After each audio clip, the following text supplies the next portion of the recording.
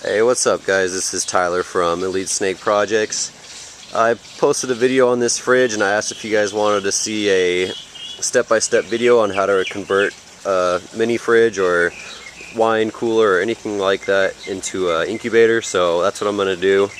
I'm going to do the best I can. I've never done a video like this before. I'll try to show as much detail as I can because I know how important that is, because even when I was trying to learn to do this, there's a lot of horrible videos out there, so I'm going to try to do my best so you guys could just stop by this one and you don't have to search around anymore. So first off, this is my little fridge. It's got the glass so it's see-through. That's what I really liked about it. That's why I got it. It's about 3.5 feet tall. It's pretty big. It's a lot bigger than it looks. It comes up to almost my waist right here, so I'm about 6 foot, so that's about halfway there. So as you can see, I already completely gutted it. This thing is like twice the size now since I've done that. So right here is everything that I took out of it. This thing was sitting up on top. I'm not really sure all this air conditioning stuff is. There's a lot of copper piping going through it. I think this thing is what helps cool it. Tons of different pieces of metal that were not in any use. They were just covering up wires and stuff. And this is like the main part that was in the back that was, this thing is so heavy. It's like 25 pounds right there. So getting that fridge back here was a pain. Now it's like half the weight. So this is like all the main stuff that cools it. Got a little fan, and this whole piece was sitting right underneath right there. And then there was tons of wires. There was a little fan that I really messed up trying to get the screws off of it, and that was sitting up on top. All these different wires right here, different metal. This is like the cooling switch. There's a power switch, a water drain. So there's a lot of stuff. So here we go. This is going to be, that's step one, is to gut it. Take everything out of the inside. So step two, I'm going to go through and seal up any little hole you guys see, including this thing right here. There was wires going through that. So here we go. Alright, so first what you're going to want to do is get some type of silicone or waterproof sealant. This is the flexible seal. It's a clear color, and it's we use it on the roofs. I'm a roofing contractor, so it's good to seal up and weatherproof any type of material. So here we go. I'm going to seal up all these holes. Alright, so now I just finished sealing up everything. It's clear, so it's going to be hard to see, but all the cracks all the way up, across, down, this crack, everything is completely sealed. All the little holes, this hole I sealed up, but I'm going to leave those two right there for my electrical, for my heat tape, and my probe for my thermostat, whatever thermostat I decided to go with. So everything's nice and sealed. I'm going to let it dry, and then it'll be ready for heat tape. So here we go. Alright, so after you've completely sealed up your container where you're going to be making your incubator, you're going to want to go to reptilebasics.com. Now, I've done a lot of research on different websites that sell heat tape, and Reptile Basics is just a little bit cheaper than everyone else, which helps a lot. So what you're going to want to do is go to heating, and they have different heat panels and heat tape. So I'm actually going to order the 11-inch heat tape. I've measured it out, and that's what's going to fit right there. It's be the widest, put out the most heat in my incubator. So, I mean, it's 11-inch, not 11 feet, sorry. So what you want to do is, in quantity, you're going to measure out how many feet you need. So each one of my sides is 3 feet, so I'm going to order 6. So that's 6 feet of Flexwatt 11-inch heat tape.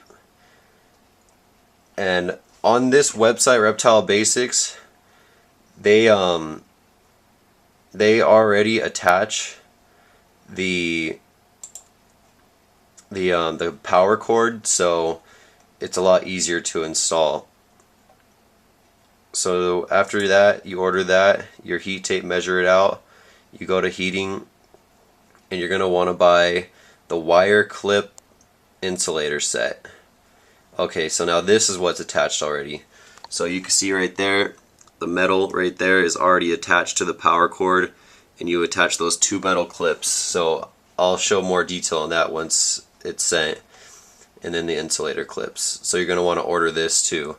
And you're going to want to order this for every separate heat tape you have. So mine's all going to be connected, so I'm not going to have to order more than one. So it's only $5 for this, not bad. So make sure you order your heat tape and your wire clip insulator set. Alright, so once this is shipped, I'll plug in another part of the video of how to install it. Alright, so now that I got my shipment from Reptile Basics, comes in this little box. Here's my wire clip insulator set, already wired up, as I said, and I ordered 7 feet of 11-inch Flexwatt heat tape, and then shows my address on there, so I'm not going to show you that, but it's just the slip and a card from them. So this is what you're going to need to wire up the heat tape, and also how to tape it up and everything. So what you're going to need is a pair of ice grips. These are the needle nose. I prefer the flathead ones, but these will do. You're going to need electrical tape, black electrical tape, and also the foil tape. So alright, now I'm going to show you how to connect the wires to the heat tape. Alright, so first what you're going to want to do is get your metal clips, and as you can see they have little teeth on them. And what you're going to want to do is on the metal parts, I don't know if you can see, yeah, that the metal strip right here, you're going to want to clamp them down onto there. So it doesn't really matter how they go, they slide right in there. You get your vice grips, and you're just going to want to tighten it down as much as you can so you hear it clamp on. So there's one.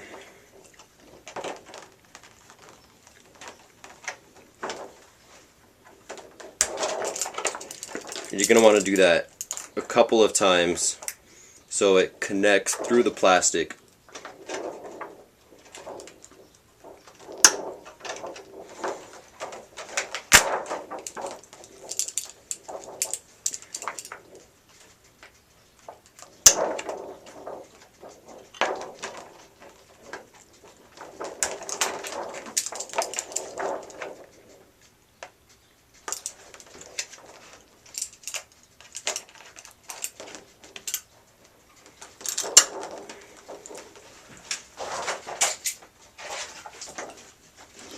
So now that one looks pretty good. Nice strong connection right there. Now I gotta do the other one.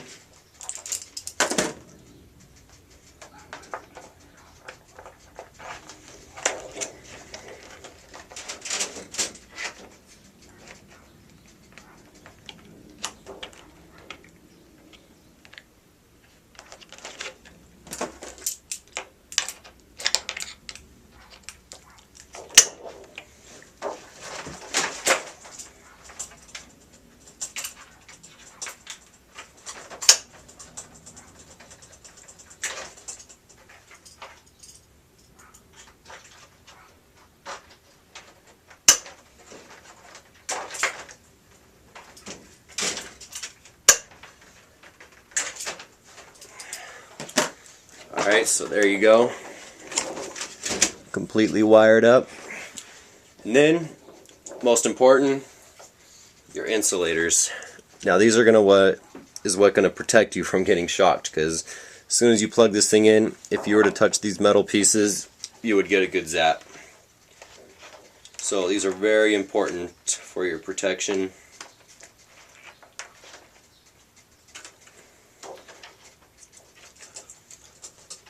They're pretty self-explanatory, I think. Okay, there we go. This is my first time doing this as well, so hopefully I'm doing it right.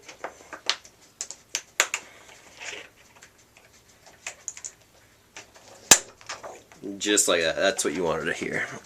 So now that, sorry, there we go. That whole piece of metal is completely sealed up to where you can't touch it. And do that for both sides, obviously.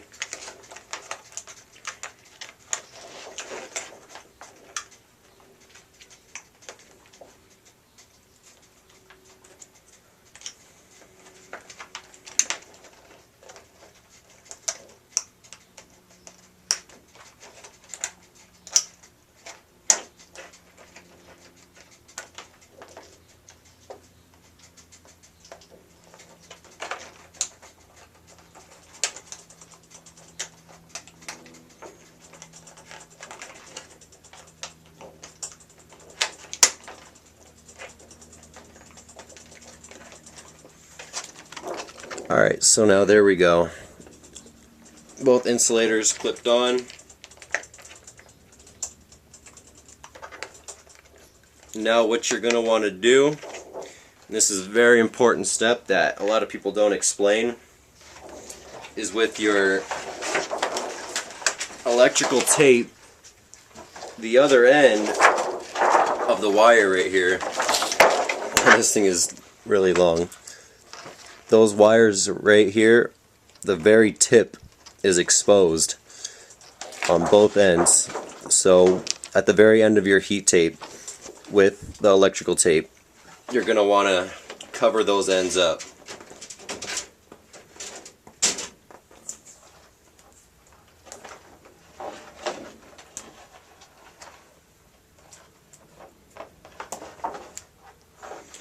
So just like this.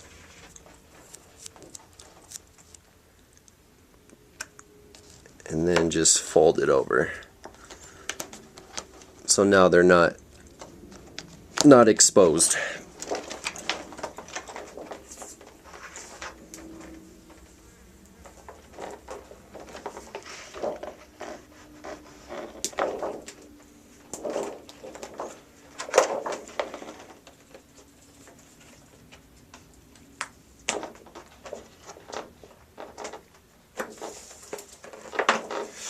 Alright, so that's pretty much it for the wiring. You're pretty much ready to plug in as soon as you tape it up with your foil tape.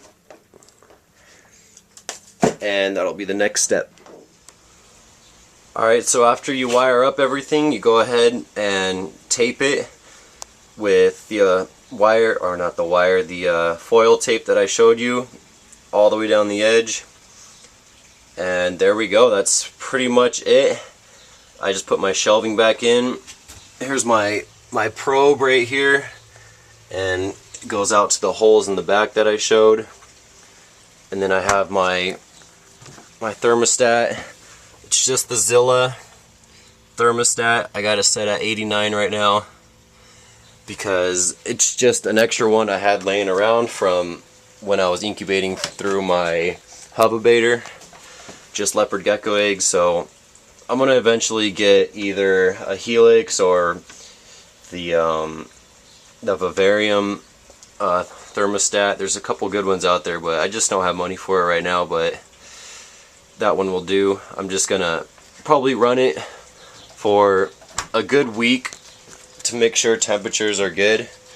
I have this little thermometer that I forgot where, I just had it laying around or something. And then this one came with it.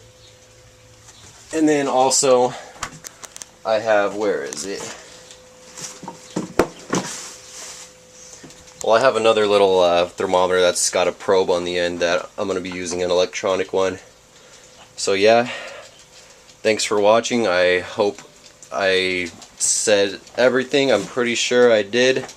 But if you guys have any questions at all, feel free to ask. I'll do the best I can to help, and I'll even make another video on anything you guys want to see. So now it's time to run it, make sure everything's working good. I'll probably put some hatchite inside of a container to make sure everything stays good. Make sure the humidity's good for 50 days. I'll probably run it just to make sure, so when I get my ball python eggs I won't have any problems at all. And that's about it. So thanks for watching, you guys. Please rate the video. This took a long time to make, and it's going to be even longer to edit it all together. So again, thanks for watching, guys. Have a good day.